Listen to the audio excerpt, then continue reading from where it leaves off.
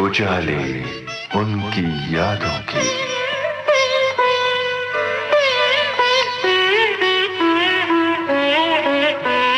उजाले उनकी यादों की।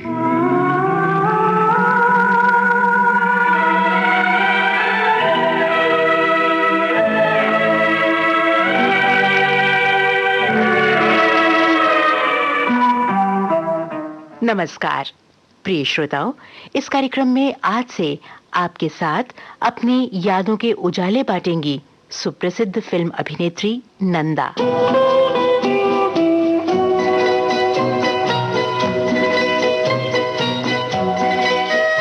तो आइए सुनते हैं फिल्म अभिनेत्री नंदा से कमल शर्मा की लंबी बातचीत पर आधारित इस कार्यक्रम की पहली कड़ी।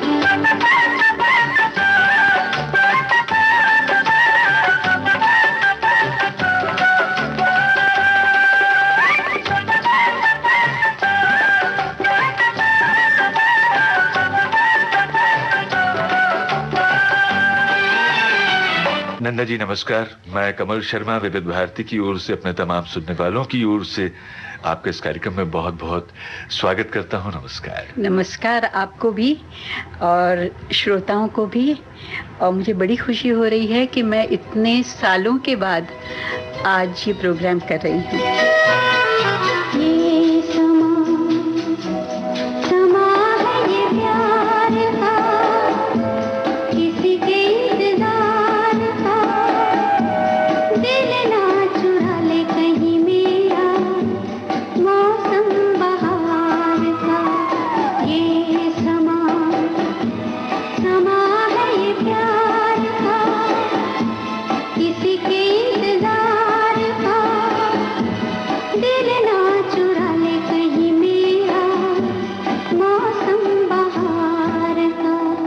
कहूंगा कि ये समय है नंदा जी से बातचीत करने का और उनकी सुनहरी यादें बांटने का।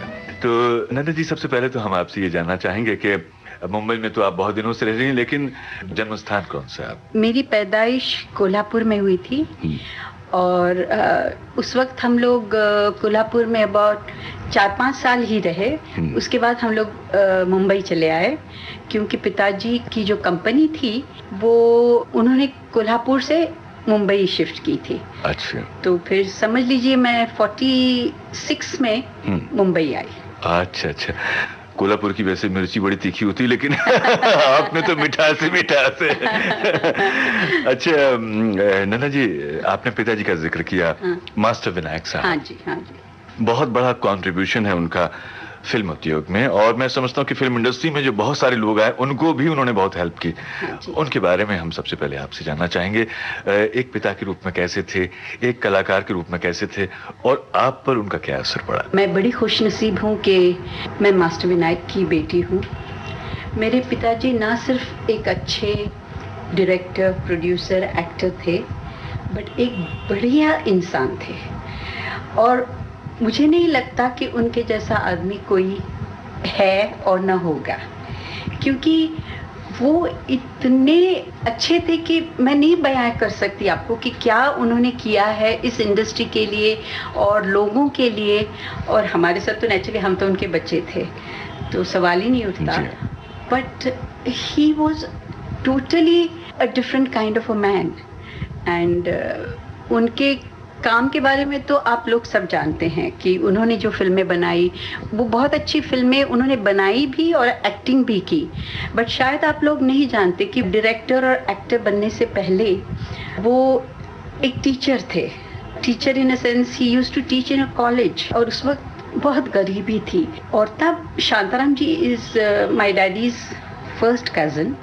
तो शांताराम जी ने एक दिन कहा कि विनायक तू कितने साल इसी तरह काम करते रहेगा, तो क्यों नहीं तू मुझे ज्वाइन करता। तो फिर मेरे फादर, जिनको हम लोग दादा बोलते थे, वो कहने लगे नहीं मैं नहीं कर सकता, मैं कैसे करूं, मैं तो टीचर हूं, मुझे टीचर ही रहना है। तो फिर शांताराम जी ने उन्हें बहुत समझाया और फिर उसके बाद उन्होंने कहा कि तू मेरे साथ काम कर और फिर अगर तुझे अच्छा नहीं लगा तो तू वापस चला जा। But then I think he understood the situation और उनको बहुत बुरा लगा। और वो बहुत अच्छी कविताएं सुनाते थे। तो जब उन्होंने अपने स्टूडेंट्स को बताया कि मैं जा रहा हूँ तो सब students were very upset and they said to him कि but where will we get a teacher like you?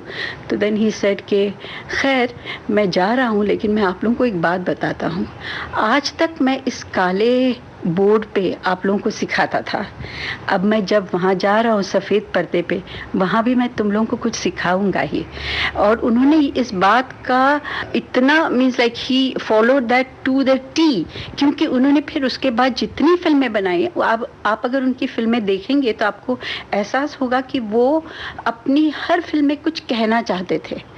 उनकी फिल्म सिर्फ एंटरटेनमेंट नहीं थी, though he made lots of comedy which is a very rare thing, but he taught something to the whole society in general. मुझे लगता है कि वो सिद्धांतवादी भी बहुत ज़्यादा थे। मुझे याद है वो ज़माना, क्योंकि मैं उस वक्त बहुत छोटी थी और वो हमेशा जब शूटिंग से घर आते थे वो मुझे अपनी माँ कहते थे। आई don't know why, he always called me his mother. आपका हुक्म चलता होगा। May be because I was very very stubborn and I was his favourite. तो जब वो शूटिंग से आते थे तो देन ही वुड से कि चलो सब अपने स्टाफ को बुला के, हम बच्चों को बुला के वो भगवान के सामने either he used to sing a bhajan. He was a very good singer. Unfortunately उनकी आवाज़ मुझे पता नहीं आई। I don't know how to sing, but I love to hear. Anyway, तो वो बहुत भजन वगैरह सुनाते थे और सब कहानियाँ बताते कि उस वक्त पंडित जवाहरलाल नेहरू जी की, गांधी जी की, सुभाष चंद्र बोस जी की, वल्लभ भाई पटेल की, ये सारी कहानियाँ हमको सुनाते थे। And I used to be so inspired, you know, hearing all that. So I used to imagine myself कि I am going to be like Captain Lakshmi, like I fight for my country and things like that.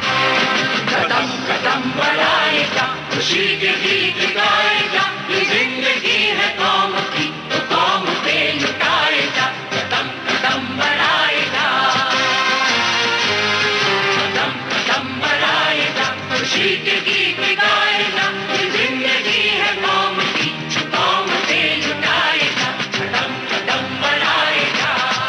खैर एक दिन क्या हुआ, he was making a film, उस picture का नाम था मंदिर और उसमें एक लड़के का रोल था। And I don't know why, but उनको ऐसे लगा कि शायद, I don't know why, I still don't know why, he came to me and he said कि मैं तुम्हें अपनी पिक्चर में लेना चाहता हूँ एज ए चाइल्ड स्टार, बाल कलाकार, और मैं तुम्हें लड़के का रोल। और मुझे इतना गुस्सा आया, तो I kept on saying this to him कि मैं नहीं लड़का बनूंगी और मैं नहीं पिक्चरों में काम करूंगी, मुझे तो कैप्टन लक्ष्मी बनना है, आप क्या कह रहे हैं?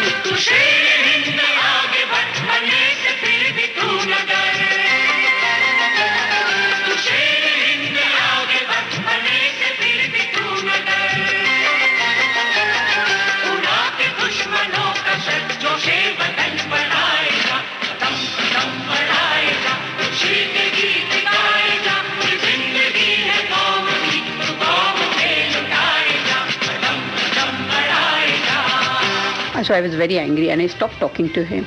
He was very upset कि my daughter is not listening, you know, and कितने साल की थी मैं? 5-6 साल की थी।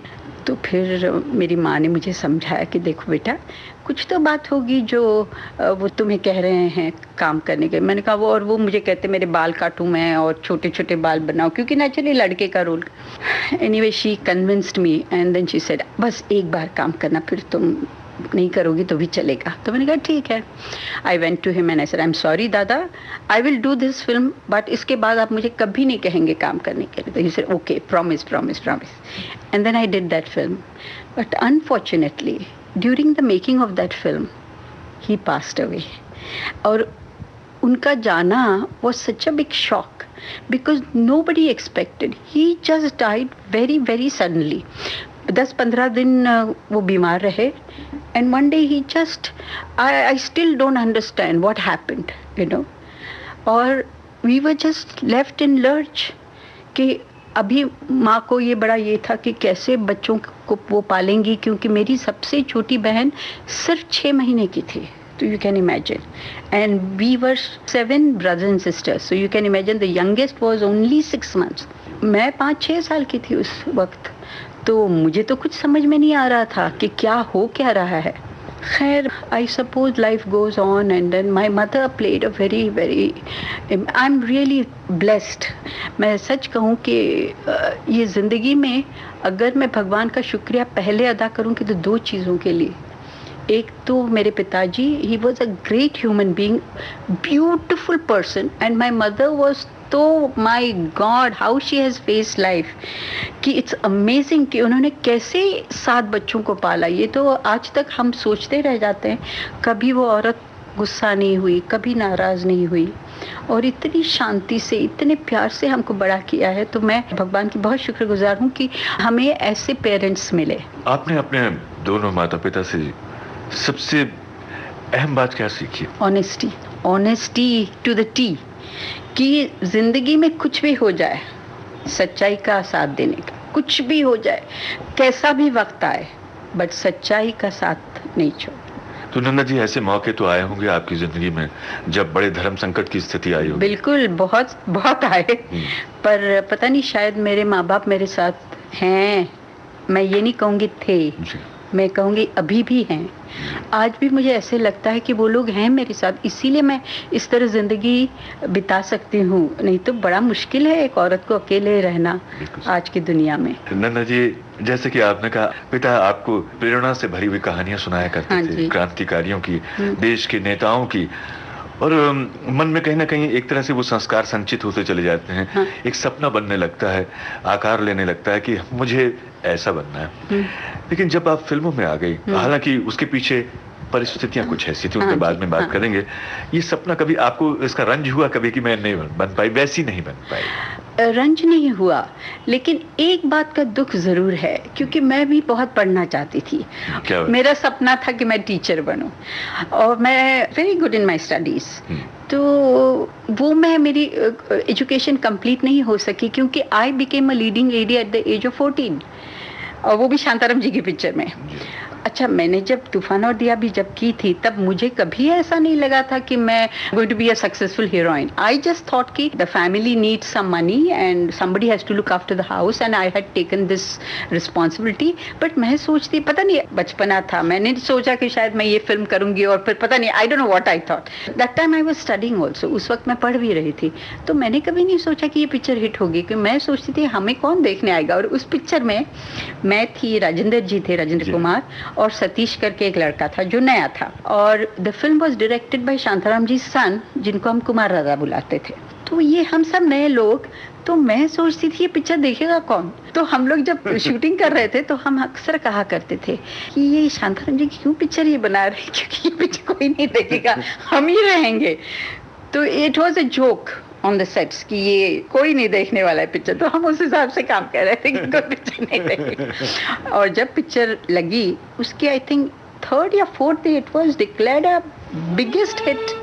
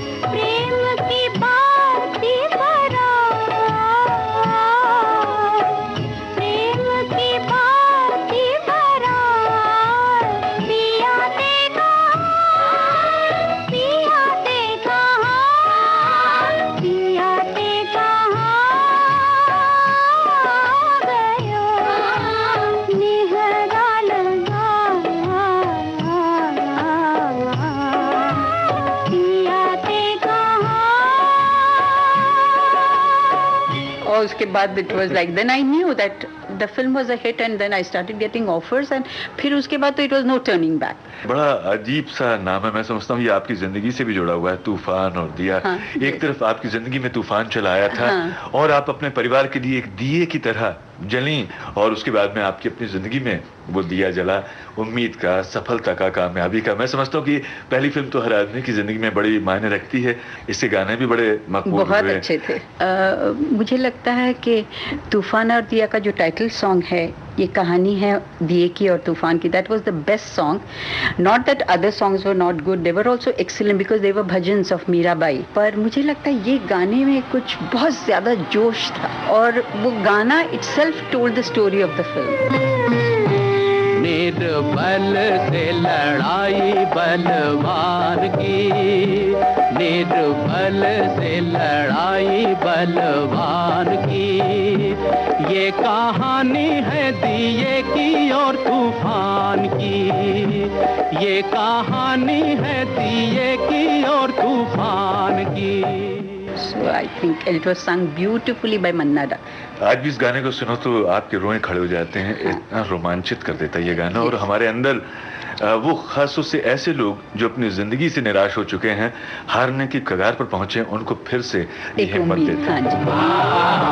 एक रात अंधियारी थी, दिशाएं कारी कारी, मंद मंद पवन था चल रहा, अंधियारे को मिटाने, जग में जोत जगाने, एक छोटा सा दिया था कहीं जल रहा, अपनी धुन में मगन, उसके तन में अगन, उसकी लौ में लगन भगवान की, ये कहानी है दिए की और तूफान की।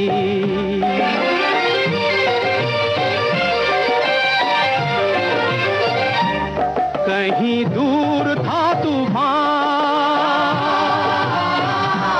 कहीं दूर था तूफान, दिए से था बलवान, सारे जग को मसलने मचल रहा, झाड़ हो या पहाड़, देऊं पल में उखाड़, सोच सोच के जमी पे था उछल रहा, देख नन्हा सा दिया उसने हमला किया,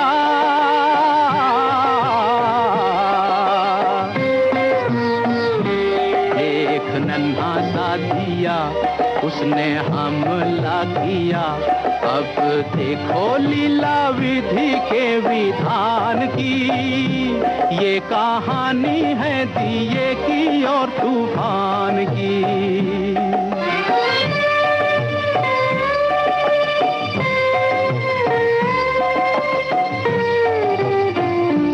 दुनिया ने साथ छोड़ा, ममता ने मुख मोड़ा, अब दिए पे ये दुख पड़ने लगा, पर हिम्मत न हार, मन में मरना विचार, अत्याचार की हवा से लड़ने लगा, सर उठाना या झुकाना या भलाई में मर जाना, घड़ी आई उसके भी इम्तिहान की, ये कहानी है दिए की और तूफान की। तूफान और दिया की बात हुई, राजेंद्र कुमार जी के साथ में पहली बार आपने हाँ जी, हाँ जी। उस समय वो मेरे ख्याल से उनका, वो भी नए थे ना। हाँ।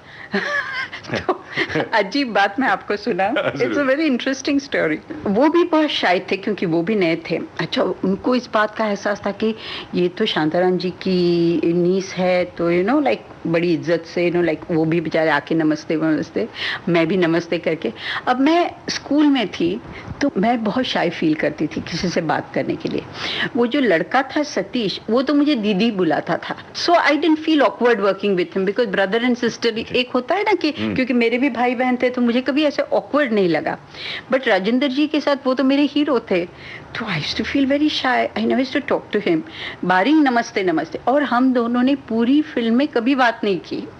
अच्छा, मजे की बात बताऊं आपको और हम लोग जब प्रीमियर पर गए तो राजेंद्र जी की जो वाइफ हैं शुक्ला जी, वो उसने देखा कि ये दोनों ने कभी मीन्स हम लोग जब मिले तो वो बैठ गए, मैं बैठ गई, पिक्चर ख़त्म हुई तो ना मैंने बात की ना उन्होंने बात की। तो शुक्ला जी कहते हैं अजीब है, तुम हीरो हीरोइन दोनों हो, तुम दोनों बात क्यों नहीं करते?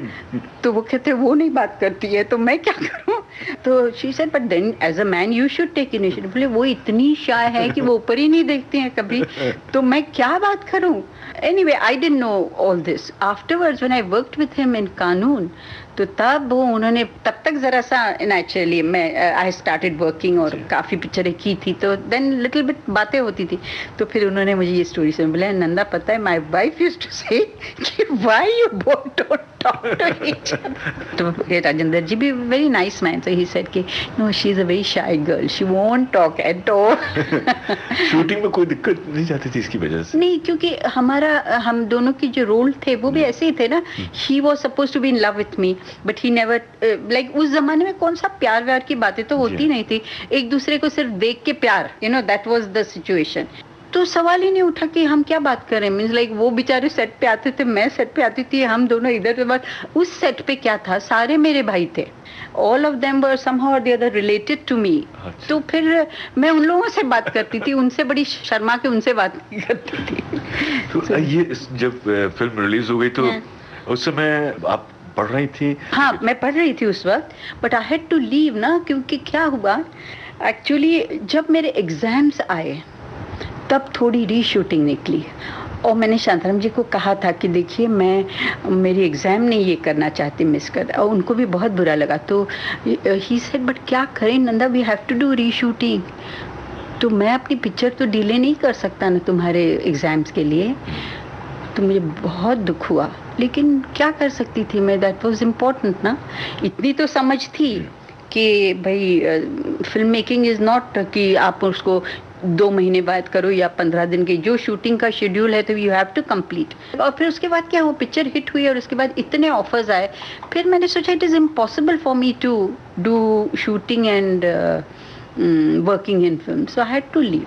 ऐसा हुआ। राजेंद्र जी का चूंकि जिक्र चला था, फिर आपने कानून में उनके साथ में काम भी किया, फिर पहचान हो जाती तो कभी कभी एक घरेलू रिश्ता भी बन जाता है। हाँ, कुछ ऐसा आपका था, ऐसी परिवार की दोस्ती जो वैसी थी वो बाद में हुई उनके साथ में? हाँ, उनके साथ क्या हुआ, बिकॉज उसके बाद after this I did 2-3 films more with other people. But by that time he was also established and I was also established, and the first film we did together was Dhool Ka Phool. You see, so उसमें I played his wife. जी। तो by that time I think वो जो थोड़ा सा वो जो हिचकिचाहट और जो भी था वो ज़रा निकल गया था। And then luckily क्या हुआ, हम दोनों neighbors थे। मैं जब रहने आई बैंड्रा में, मैं पहले आई थी, जब मैंने उनके साथ काम शुरू किया तो वो बिल्कुल नॉट एग्जैक्टली आमने सामने, बट उनका सी फेस पे बंगलो था और मेरा अंदर की तरफ था। तो काफ़ी शूटिंग वूटिंग के बाद फिर उनकी बीवी के साथ भी अच्छे ताल्लुकात हो गए, फिर उनकी बहन थी मनोरमा जी करके, उनके साथ अच्छे हुए ताल्लुकात। तो हम लोग फिर कभी शाम को वॉक पे चले जाते थे, ऐसे वो इस तरह हुआ था। The most important thing about him is that he was very family oriented. उनको फैमिली से बहुत ये था लगाव जैसे, तो he used to treat me like a family member. It was like ये रिश्ता ऐसा था जैसे, आई वुड नॉट से भाई बहन या all this, not that kind of a thing, but it was more like जैसे हम एक दूसरे को जैसे अपनापन बहुत था उसमें। तो I found him and very protective he was, very very protective. I remember हम लोग धूल का फूल की शूटिंग के लिए लोनावला जा रहे थे। अच्छा, उस जमाने में क्या था, ये जो हीरो हीरोइन और जो भी आर्टिस्ट थे वो एक दूसरे को बहुत प्रोटेक्ट करते थे। अच्छा, उनको मालूम था मैं अकेली हूँ, इन अ सेंस कि मेरी माँ मेरे साथ रहती थी, बट फिर भी 2 ladies ट्रैवलिंग अलोन। तो he would always ask, Nanda तुम कितने बजे निकल रही हो? तो मैंने कहा शाम को 5 बजे या 4 बजे, जो भी वक्त। तो कहते don't worry, I will follow.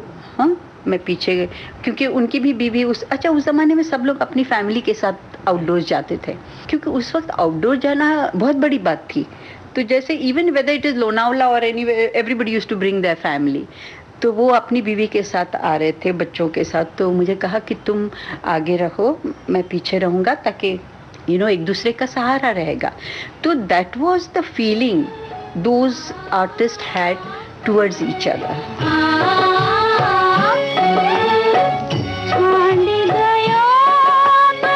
कहाँ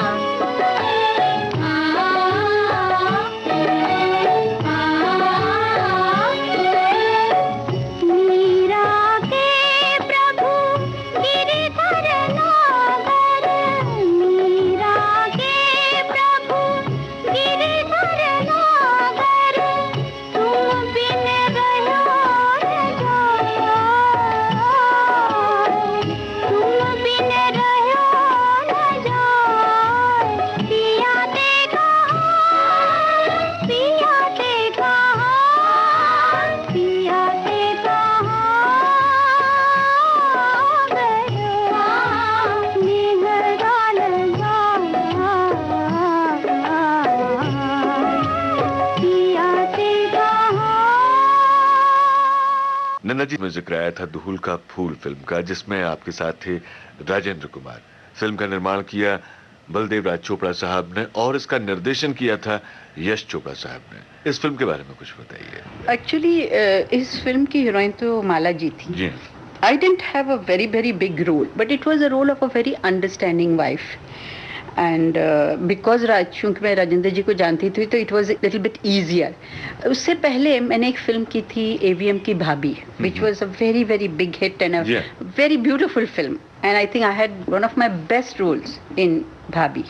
तो उस वक्त मेरे साथ Daisy Irani working with me. तो she was the baby and I was her दीदी.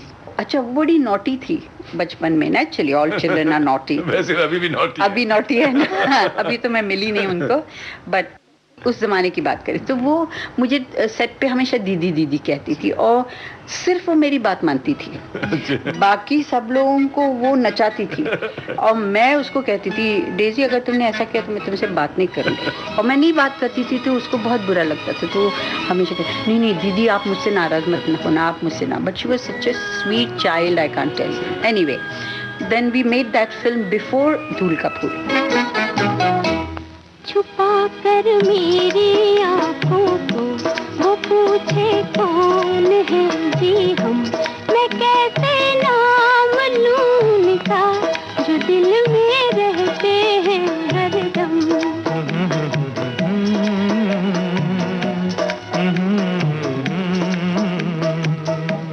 छुपा कर मेरी आँखों को वो पूछे कौन है जी हम, कैसे नाम लूं उनका जो दिल में रहते हैं हरदम।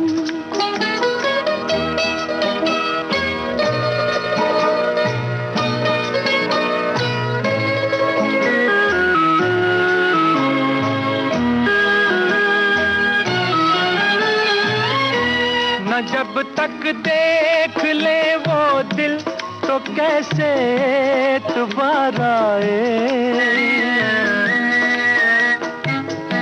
न जब तक देख ले वो दिल तो कैसे दोबारा आए। तुम्हारी इस अदा पर भी हमारे दिल को प्यार आए, तुम्हारी ये शिकायत भी मोहब्बत से नहीं है कम। छुपा कर मेरी आँखों को वो पूछे कौन है जी हम, मैं कैसे नाम लूं उनका जो दिल में रहते हैं हरदम। तो जब धूल का फूल सेट पे गई और मुझे कहा गया कि you are playing the mother of this child, means Daisy. अब डेजी उस वक्त में भी थी 7-8 साल की और मैं कुछ 17-18 साल की, तो age difference was not much. This film was directed by Yash Chopra ji. तो जब वो सेट पे आई तो शी सेड दीदी दीदी दीदी हम फिर से काम कर रहे हैं साथ में and all that. Yash ji ने कहा बेटा बट ये तुम्हारी इस पिक्चर में दीदी नहीं है, ये तुम्हारी माँ है। She got so upset, she said क्या बात कर रहे हैं आप, ये कैसे मेरी माँ होती है, ये तो मेरे जैसे ही है, मैं नहीं माँ बुलाऊंगी इनको। यश जी बोल रहे बट बेटा ये तेरी माँ she is your mother. She said no she is not my mother, I am not going to call her माँ। यशील देख रहे हैं, मेरी भी समझ में नहीं आया। फिर मैंने कहा डेजी इधर आ जाए, ऐसे देख तू मुझे दीदी बुलाते, मैं तेरी दीदी हूँ लेकिन इस पिक्चर में तू मुझे माँ बुलाना। आई टोल्ड यू ना she is to listen to me. So she said अच्छा दीदी पर मैं सिर्फ डायलॉग्स के वक्त आपको माँ बुलाऊंगी, हाँ फिर मैं माँ नहीं बुलाऊंगी आपको। मैंने कहा हाँ मत बुलाना क्योंकि मैं माँ हूँ भी नहीं ना, मैं भी तुम्हारी जैसी हूँ, बट अब माँ का करना है तो करना है बच्चे। तो शी सेड अच्छा अच्छा, तो she started calling me mother, otherwise she was not ready to call me her mother.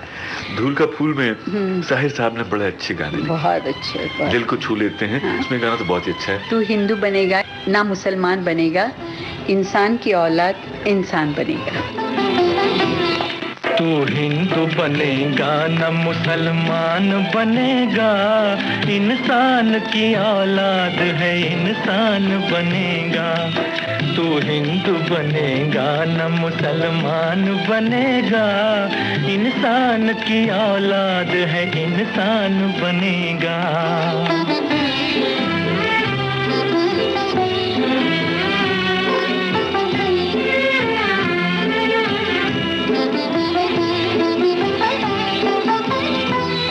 अच्छा है अभी तक तेरा कुछ नाम नहीं है, तुझको किसी मजहब से कोई काम नहीं है।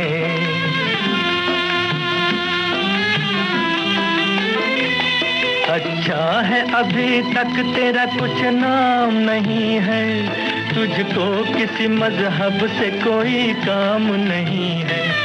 जिस इल्म ने इंसानों को तकसीम किया है, उस इल्म का तुझ पर कोई इल्जाम नहीं है।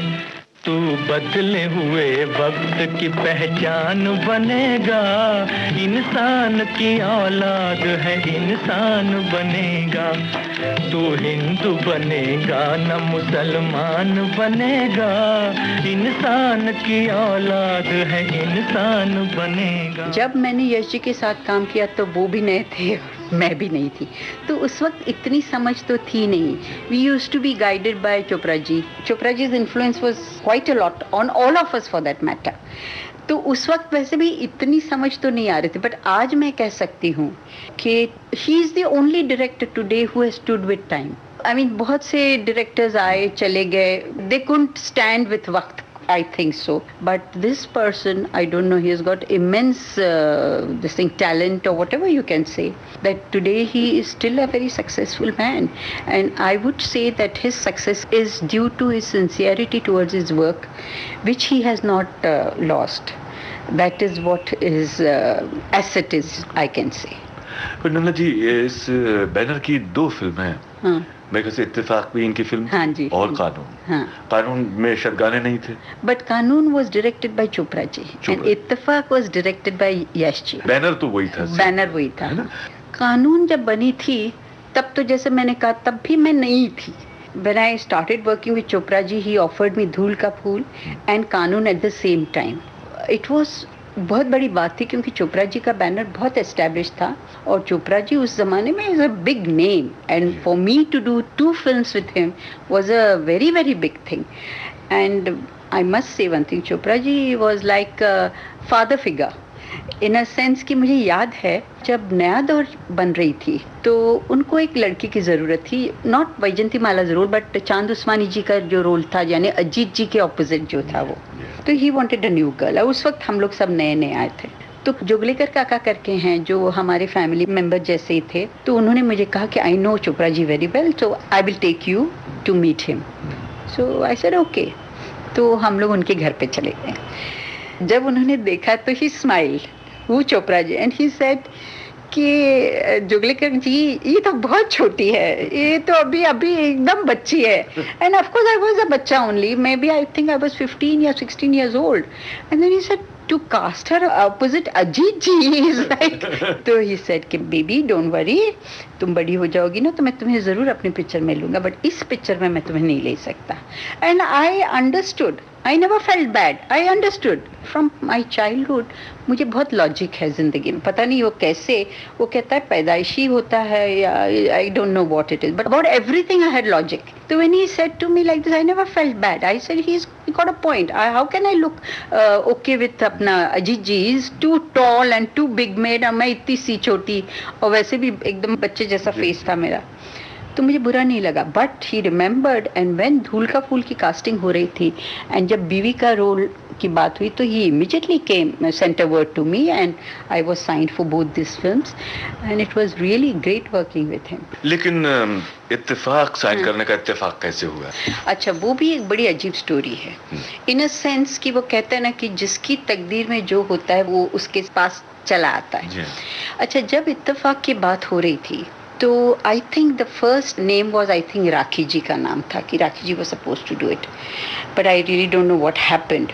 And then they were thinking किसको ले, because Rakhi was new and they didn't want a face which is established. तो actually it is Chopra ji who said कि we should go to Nanda. So everybody से क्या बात कर रहे हैं आप चोपड़ा जी, ये तो little bit is vampish role in a sense कि she is the ultimately she commits the murder।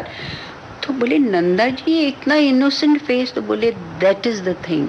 He says I want a girl जिसका face innocent हो और जो जब कहे कि मैंने ये मर्डर किया है तो लोग कभी नहीं मानेंगे कि इसने मर्डर किया है। तो on that basis he came to me. But he was a little worried because you know लोग उस वक्त बड़े इमेज कॉन्शियस थे. तो उन्होंने जब मुझे कहा कि देखो Nanda, I am going to tell you this subject, तुम ना बोलोगी तो भी मुझे बुरा नहीं लगेगा. And he narrated me the subject and he said you think about it and you won't believe, as I told you before, my sixth sense is very, very strong. So I said, no, I don't want to even wait. I'm going to do this film. He says, have you understood? I was so impressed with the script. For the first time, I got a narration of a script which was like from first frame to last frame. और मुझे इतना अच्छा लगा, कुछ different था, and you know he wanted to make it as a quickie. तो मुझे बहुत इम्प्रेस किया. मैंने सोचा भी नहीं, मैंने इमीडिएटली कहा चोपड़ा जी नहीं, आई will do it. He said नहीं नंदा तुम सोचो. मैंने कहा नहीं चोपड़ा जी, मुझे सोचना नहीं है, मुझे मालूम है मैंने क्या सुना है. Anyway he was quite impressed. He said, if you're doing it, I'm going to be very happy. Then of course I did the film. But I must tell you, the experience of working in Ittefaq, my life's best experience. I'll tell you why. I think कोई picture आज तक ऐसी बनी नहीं है. Normally क्या होता है, हम लोग बीच बीच में सीन शूट करते हैं ना, मीन्स लाइक कभी क्लाइमैक्स पहले आ जाता है या बीच का पोर्शन पहले शूट करते हैं, फिर पहले का पोर्शन लास्ट में शूट करते हैं. But that was the only film which was shot, जो मेरी एंट्री थी फिल्म में वहाँ से आखिर तक एक लाइन में.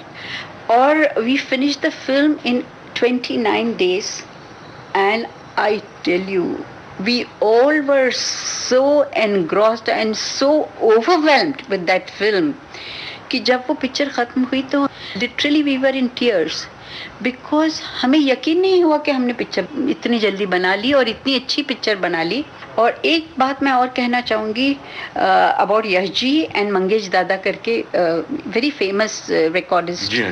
अब मंगेश दादा की करियर मेरे साथ ही शुरू हुई थी. देसाई, हाँ मंगेश देसाई जो बहुत बड़े माने हुए रिकॉर्डिस्ट, तो उनकी और मेरी शुरुआत एक साथ हुई थी. तो he used to also treat me like a baby. पहले उन्होंने कुछ नहीं कहा because he was the recordist, but the film was over and they saw the rushes. अब चोपड़ा जी के यहाँ क्या स्टाइल है, वो कभी रशेस किसी को बताते नहीं है. पहले whole staff I mean sees the film and then decides what has to be done. But Mangesh Dada was part of that because he was also considered as one of the family. जब उन्होंने picture देखी तो this compliment I will never forget. हम लोग shooting का कुछ थोड़ा सा स्ट्रे वर्क जैसे बोलते हैं ना, वो होने वाला था. तो I entered the studio and Yash ji and Mangesh dada were standing there and looking at me. मैंने विश किया और मैं जा रही थी तो मंगेश दादा सर, एक minute baby, I want to talk to you. I said yeah. I said हाँ बोलिए. I can't believe. I said what you can. अब मेरी समझ में नहीं आई क्या कह रहे हैं. तो बोले आई can't believe. I said what you can't believe. He says do you know, जब मैंने ये सब्जेक्ट सुना और जब इन लोगों ने मुझे कहा कि हम नंदा को ले रहे हैं, तो मैंने कहा तुम लोग पागल हो गए. इतना इनोसेंट चेहरा, आप कैसे उसको मर्डरर बना सकते हैं. तो Chopra ji had his own this thing because he was the producer, so he just didn't say anything. He said नहीं, but Nanda will do it. बस बात खत्म हुई. तो then they said कि we want to tell you something. You have done such a great job that we can't believe it's you, you know. And both Yash ji also said कि yes Nanda, I was also a little against because I said नहीं, Nanda ji has got too innocent, बहुत innocent face है उनका, मुझे नहीं लगता ये सही हम लोग कर रहे हैं. But you have proved us wrong and I think you have given the best performance of your career in this movie. क्या बात है, क्या बात है. So I think it was बहुत बड़ा इनाम है ये. बहुत बड़ा इनाम है. और जनता की तरफ से भी मिले तो और अच्छी बात है. हाँ, बट जनता की तरफ से मिला, बट अपने अवार्ड वालों की तरफ से नहीं मिला. मैं तो समझता हूँ कि देखिए नंदा जी, जो आपके चाहने वाले हैं, हाँ. वो चाहत कभी खत्म नहीं होती. सच्ची जो चाहत होती है वो खत्म नहीं होती, और उनसे जो मिला इनाम है वो सचमुच उसकी वो अमूल्य होता है. हाँ. सुनील दत्त जी के साथ में भी आपने बहुत सारी फिल्में की थी. आपने उनको कैसा पाया? सुनील दत्त जी जैसा जेंटलमैन कोई है ही नहीं और ना होगा. He was a thorough gentleman. And I had the privilege to work with him in 3 films. वो तीनों ही पिक्चर इतनी खूबसूरत थी, मैं क्या बताऊं आपको. एक तो थी उसने कहा था. हाँ जी. At that time again हम दोनों थोड़े से नए ही थे. जी. और वो पिक्चर भी इतनी अच्छी पिक्चर थी, बट अनफॉर्चुनेटली वो चली नहीं पिक्चर. ये तो शायद बिमल दा की पिक्चर थी, which was directed by his assistant मुनि भट्टाचार्य करके थे. इतनी अच्छी प्यारी पिक्चर उन्होंने बनाई थी. और पिक्चर लाजवाब, म्यूजिक वाज एक्सीलेंट। और मुझे बहुत इस बात का दुख है, हम दोनों को था for that matter. Sunil ji भी हमेशा कहते थे, जब भी मैं उसने कहा था कि बात करता हूँ तो मुझे बहुत दुख होता है। और हमने बहुत मेहनत की थी उस पिक्चर में, और मुझे बहुत दुख हुआ जब पिक्चर नहीं चली। बट उसके गाने दे वर आउटस्टैंडिंग, उसके सारे ही गाने बहुत अच्छे थे। स्पेशली दैट लोगों को बहुत पसंद है वो गाना, रिमझिम के ये प्यारे प्यारे।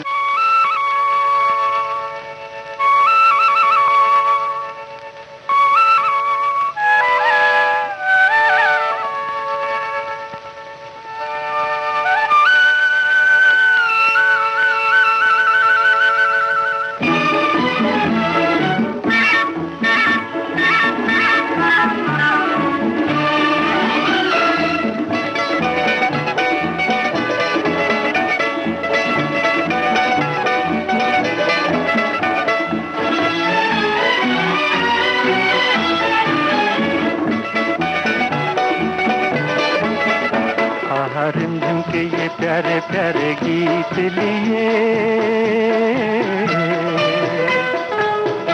आई रात सुहानी, देखो प्रीत लिए। मीत मेरे सुनो जरा, हवा कहे क्या, सुनो तो जरा। झिंगर बोले चिकनी की रिमझिम के ये प्यारे प्यारे गीत लिए। आहा रिमझिम के ये प्यारे प्यारे गीत लिए आई रात सुहानी, देखो प्रीत लिए। मीत मेरे सुनो जरा, हवा कहे क्या, सुनो तो जरा। झिंगर बोले चिकी मीठी रिमझिम के ये प्यारे प्यारे गीत लिए।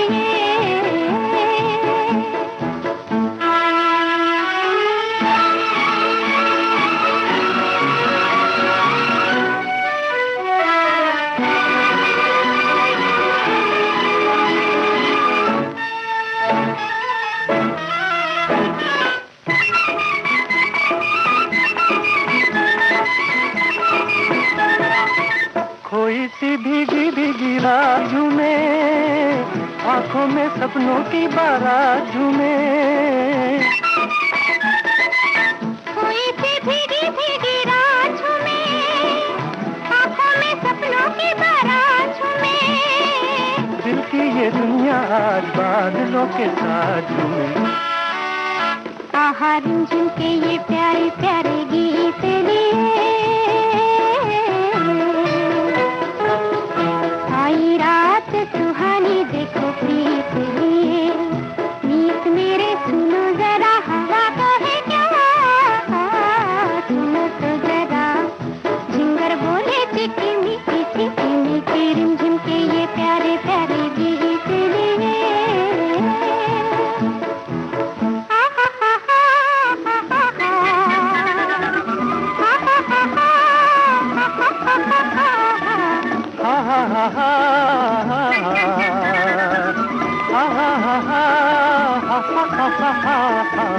आ जाओ दिल में बसा लूं तुम्हें, आँखों का गजरा बना लूं तुम्हें।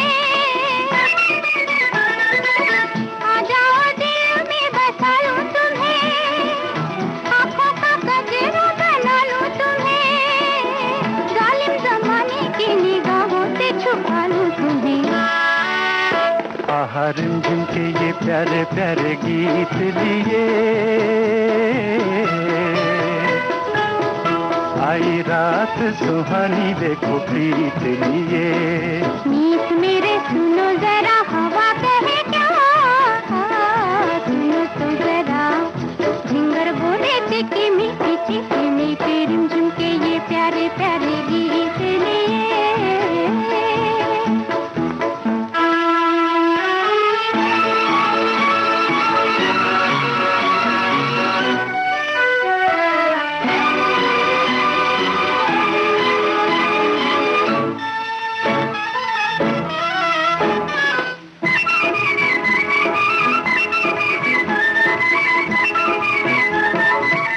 हाथों में मेरे तेरा हाथ रहे, दिल से जो निकली है वो बात रहे।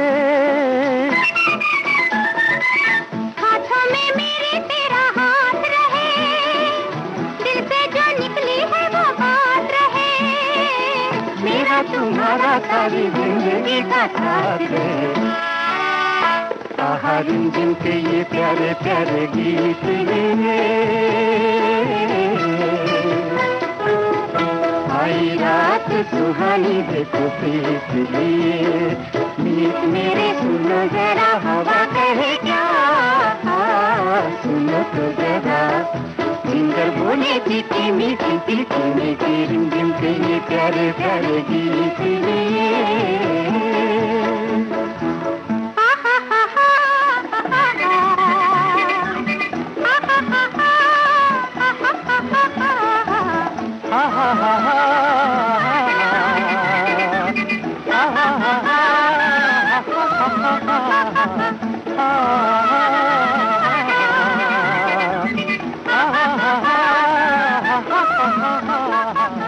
बेस्ट गाना था जाने वाले सिपाही से पूछो वो कहाँ जा रहा है। आई थिंक आज भी मैं गाना सुनती हूँ मेरे रोंगटे खड़े हो जाते हैं। गुलेरी जी की कहानी, गुलेरी जी की कहानी, उन्होंने 3 कहानियां लिखी और उनकी सबसे मशहूर कहानी यही उसने कहा था। और सलील दहा, जीनियस जीनियस। जाने वाले सिपाही से पूछो वो कहाँ जा रहा है।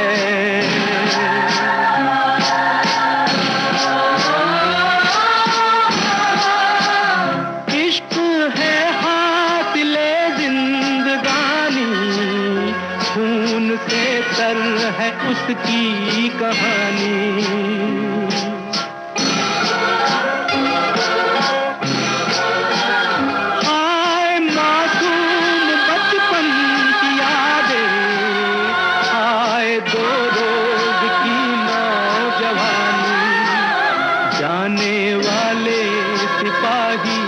पूछो वो कहाँ जा रहा है।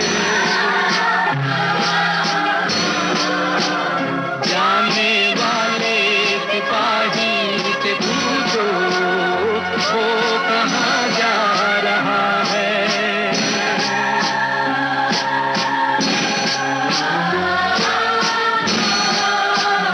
कैसे सहमे हुए हैं नजारे, कैसे डर डर के चलते हैं तारे।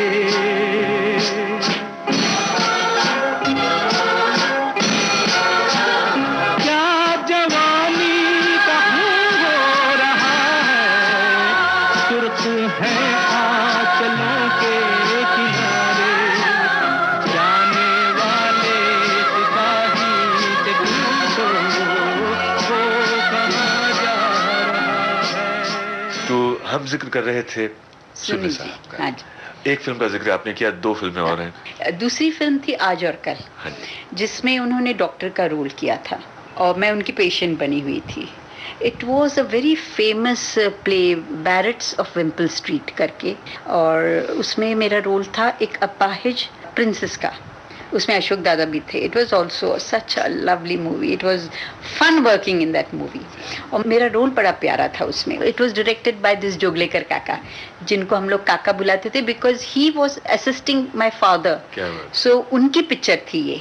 तो उसमें एक गाना है, वो गाते हैं अकेले, और जिसको सुन के for the first time I get an urge to live, you know that kind of a situation it was. तो मैं व्हील चेयर पे बड़ी मुश्किल से बैठ के निकलती हूँ और एक वक्त पे आके she loses the balance and she falls, ऐसा कुछ था सीन। अब उन लोगों ने मुझे बांधा था चेयर को, but it was really very risky because it could have toppled also. But fortunately it worked out जैसे उन्होंने सोचा था उसी तरह। बट ओपी रल्लन करके एक डायरेक्टर हुआ करते थे, तो one day he asked me this question कि Nanda how did you do that, means तुम्हारे एक्सप्रेशंस इतने सही थे, how did you do it. I said I don't know that. मैं जिंदगी में एक ही बात है, I am a very spontaneous actress. अगर मुझे कोई पूछे कि मैं ना कोई किसी स्कूल में मैंने एक्टिंग नहीं सीखी है, but I think it came to me very naturally. जब मुझे कोई कुछ सुनाता है तो I in my mind I work it out, और पता नहीं वो मेरे चेहरे पे आ जाता है. ये तो कमाल है. हाँ, वो तो भगवान की देन है. मैं अपना उस पर कोई कंट्रीब्यूशन नहीं मानती हूँ. मैं सोचती हूँ भगवान की मर्जी है, वो जो चाहता है वही होता है. So I suppose he gave me that talent that I could do. हाँ, बट उसके बाद मैं बताऊँ तो सुनील जी ने फिर मुझे एक कॉम्प्लीमेंट पे किया था कि उसमें ऐसा था कि I get carried away by his song, and I get up from the bed and I make an effort to sit on the chair, which was a very difficult sort of a thing, and I go towards him to hear him sing that song. तो कहते हैं नंदा मुझे एक बात बताओ, ये तुम heroine लोगों को आंखों में कैसे तुम्हारा एक्सप्रेशन आ जाता है? मैं बहुत सोचता हूँ कि ये प्यार का ये तुमने क्या सोच के किया है. मैंने कहा देखिए सच्ची बात बोलूं, मैंने कहा मुझे नहीं मालूम, मैं खुद नहीं जानती हूँ कि ये कैसे आ जाता है. कहते हैं because I saw the rushes and your expressions are so beautiful कि ऐसा लगता है कि really you love this person so much, it's in your eyes, how did you manage that. तो मैंने कहा ये नहीं मुझे मालूम ऐसे सुनील जी कि मैं कैसे करती हूँ, बट हो जाता है.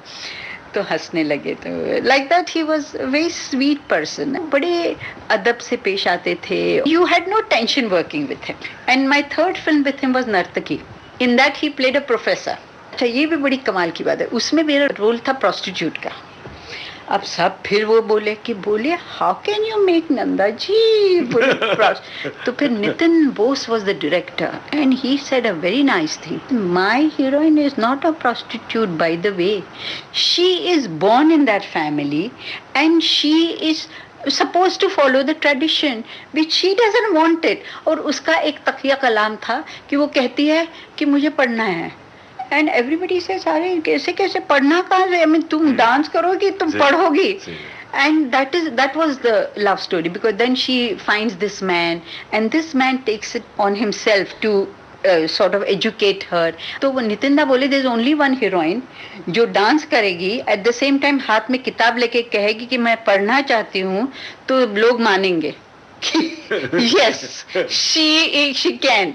तो उस हिसाब से वो चला था. और उसमें भी एक बहुत अच्छा गाना था, ऐसे ही कि हम लोग बोट में बैठे हैं, दोनों परेशान हैं क्योंकि उनको लोग ये कह रहे हैं कि तुम प्रोफेसर होके तुम एक नर्तकी के साथ यू नो लाइक मी. और नितिन दा ने मुझे ये एक्सप्लेन किया सिचुएशन कि ये गाना है Nanda, and I just want you to look at him with so much of reverence and love. और मुझे नहीं मालूम कि वो एक्सप्रेशंस मेरे फेस पे अपने आप कैसे आ जाते थे. नितिन दा had paid me a compliment and he said I have worked with so many actresses, but I have not seen this look on anybody's face which was on your face. There was so much of love, there was so much of sincerity, there was so much of devotion. How did you get it? What were you thinking? I said, I'm sorry Nitin, I was not thinking what you told me, I just followed you. तो ये अंदरूनी होता है. और शायद मैं हमेशा acting को एक ऐसा चीज मानती हूँ कि एक्टिंग इज नॉट एक्टिंग. जो चीज आप दिल से करते हो और अगर आप उसमें सिंसियरली कुछ करते हो तो वो अपने आप चेहरे पे आ जाएगा. You don't have to make an effort. That's what I feel. आपने तो शुरू में कहा भी था कि मैंने अपने माता पिता से ऑनेस्टी सीखी है. और चाहे वो एक्टिंग का मामला हो, जिंदगी का मामला हो, जब आप किसी चीज को बहुत ईमानदारी से लेते हो और ईमानदारी से करने की कोशिश करते हैं तो उसकी झलक आपके चेहरे पे आ ही जाएगी. Yes, that's true. जिंदगी की उलझनों को भूल कर आज मस्ती में गुजारो रात भर. सुबह जब होगी तो देखा जाएगा, देखा जाएगा. सुबह जब होगी तो देखा जाएगा, देखा जाएगा.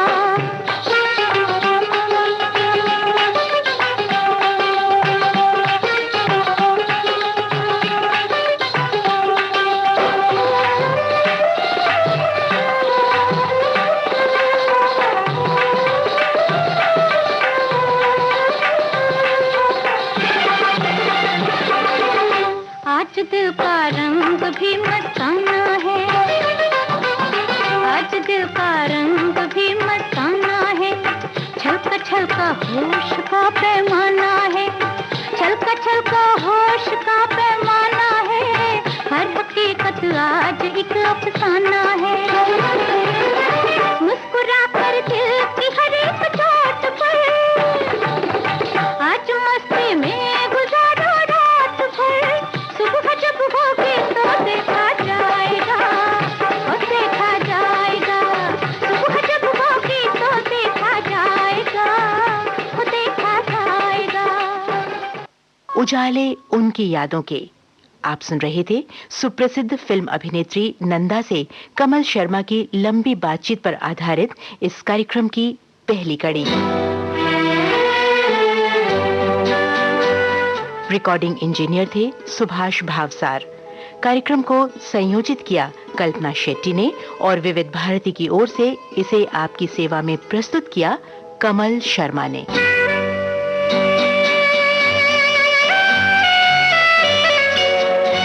तो जरूर सुनिएगा जानी मानी फिल्म अभिनेत्री नंदा से कमल शर्मा की बातचीत पर आधारित कार्यक्रम उजाले उनकी यादों की।